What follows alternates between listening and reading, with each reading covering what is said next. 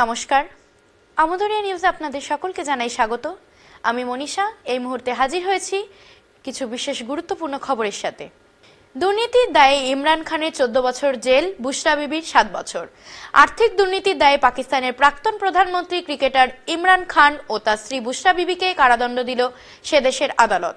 শুক্রবার পাক আদালত ওই রায় দেয়।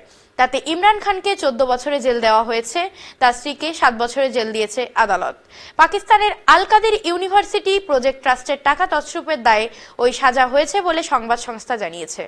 ইমরান খান 2023 সাল থেকে জেলবন্দি, তার স্ত্রী বুশরা বিবিকে আদালত থেকেই পুলিশ জেলে নিয়ে গিয়েছে। আসছি পরবর্তী নিউজে। ছত্তিশগড়ে আধা সামরিক বাহিনীর সঙ্গে সংঘর্ষে 12 মাওবাদী হত।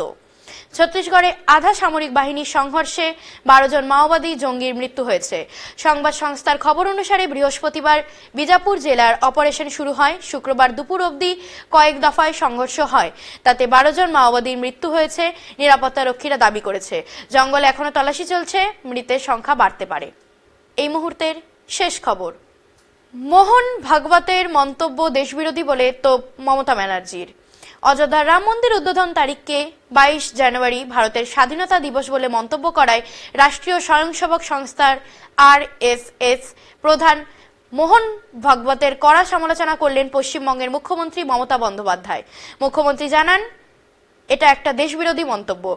তিনি বলেন, 15ই আগস্ট 1947 তারিখটি আমাদের ভারতের একমাত্র স্বাধীনতার দিন। এখন এ পর্যন্তই। পরবর্তীকালে আসছি নতুন কোনো আপডেটের সঙ্গে। ধন্যবাদ।